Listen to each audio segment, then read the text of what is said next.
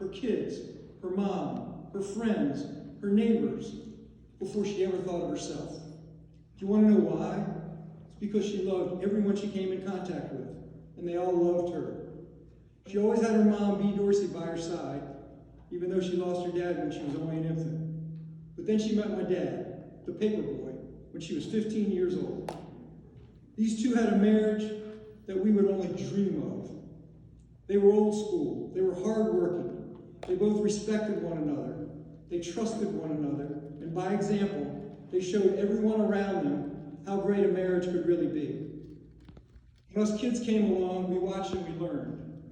My dad tells us that his life changed after he met and fell in love with my mom. Well, let me tell you about my mom. Just give her a Pepsi, a Pall Mall cigarette, a bingo card, her friends, her family, and you got one happy woman. My mom could cook like there was no tomorrow. She fed every person that walked through that door. Sunday dinners at our house were massive, and my mom was a heck of a cook. I guess you could say my mom was the mom whisperer. What was special about her, she reached out, she helped everyone with their relationships, their problems, their worries, and their successes. I'll bet you if I asked a bunch of you people in here, you all have confided in her at some point in time. And just an unbelievable person. She gave such great advice. But most importantly, she was a great listener. There's something, though, that she truly excelled at. It's called serving. I'm not talking about someone that's subservient. I'm talking about a true giver. She gave everyone her time, her experiences, her wisdom. We as kids learned how to give and how to serve. Just watching her take care of her mom, who was sick for some time, my grandmother, who suffered a stroke. My mom and dad got her healthy and strong enough so she could head back to the bingo parlor. My grandmother, Bea Dorsey, experienced close to 40 mini strokes, and they worked on her each and every time, and yep, they got her back to the bingo parlor. That's what kept her alive. Then my brother-in-law got seriously disabled, and our entire family kicked into action. We all took care of him for 11 years. We all learned caregiving, and we learned serving. There's no classes in high school, there's no classes in college, unless you're a nurse or a physician assistant, like my sisters Sue and Ellen. However, Nan and I, we learned from my mom and dad. Nan took over, became a world-class caregiver, working to bring her husband back to health. The only way this could happen was if we were all close together and living nearby, and we got our strength in numbers. Later on, when my mom and dad started getting older, everyone was trained to make their lives as comfortable as humanly possible. This is known as the cycle of life. Think about it. When you're a baby, your mom, your dad did absolutely everything for you. They cleaned you, they fed you, they changed your smelly diapers, they wiped away your boogies. Later in life, now it becomes your calling to take care of your mom and your dad.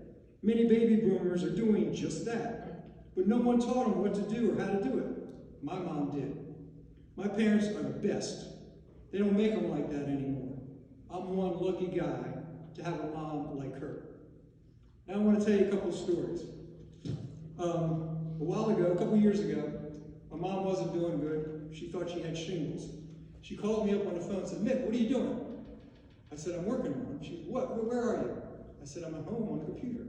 She goes, "I need you to come over to the house." And I go, "Why?"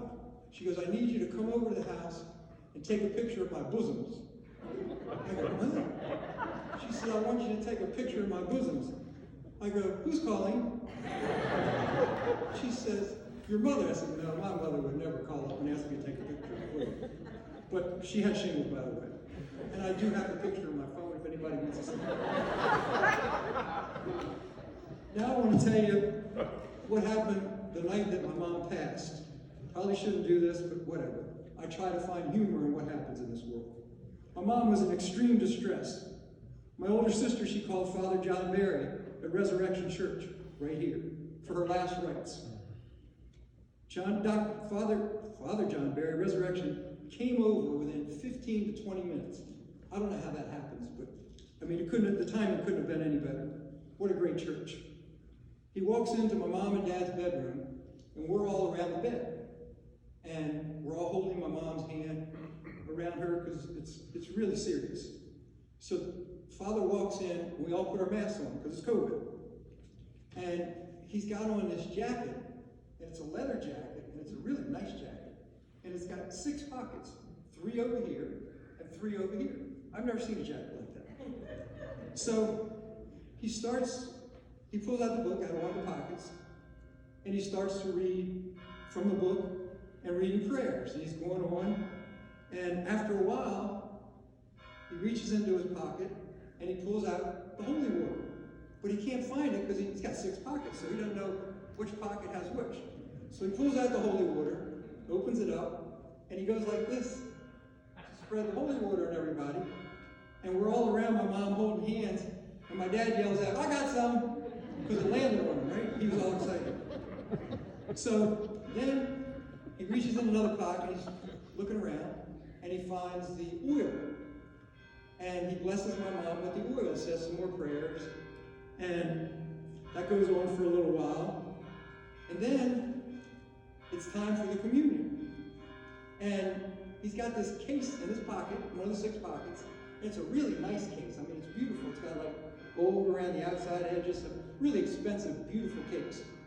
He opens up this case, and inside there's like 5 or 6 communion hosts in there. So he goes to take one out to give it to my mom for her last rites. And my sister Ellen is right across the other side of the bed. And she leans over and she goes, "A quarter of a quarter.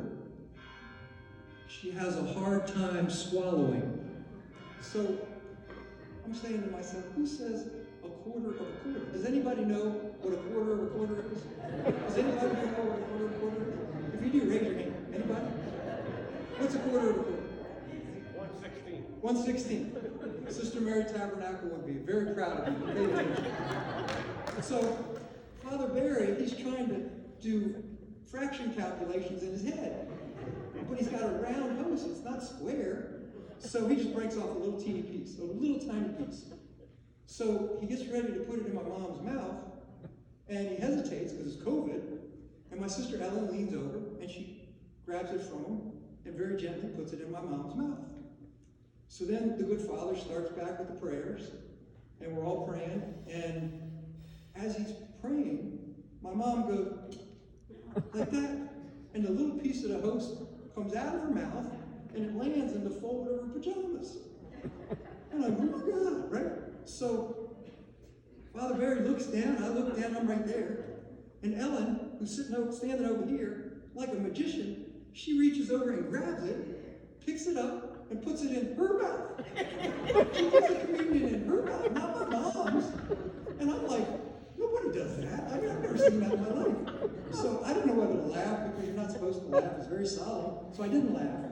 But I'm biting a hole in my cheek saying, what a story. I mean, I've got a lot of stories. This is another good story. So Father gets done, and my mom opened her eyes a few times. She wasn't doing good at all. But she knew what was going on. She acknowledged what he was saying. It was great. It couldn't have been any better. So they all march out of the bedroom, and they go into the living room, and I look around, I stay with my mom.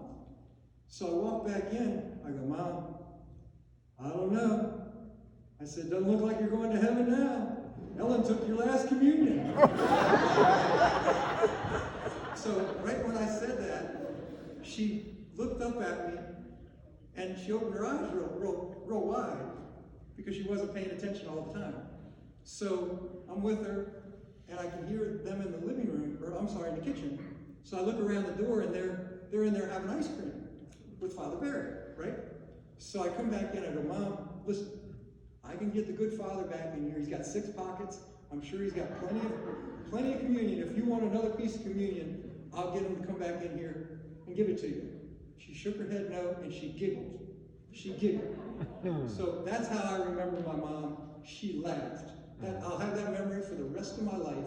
And I know, even though she didn't get that communion, she's up in heaven. Thank you very much.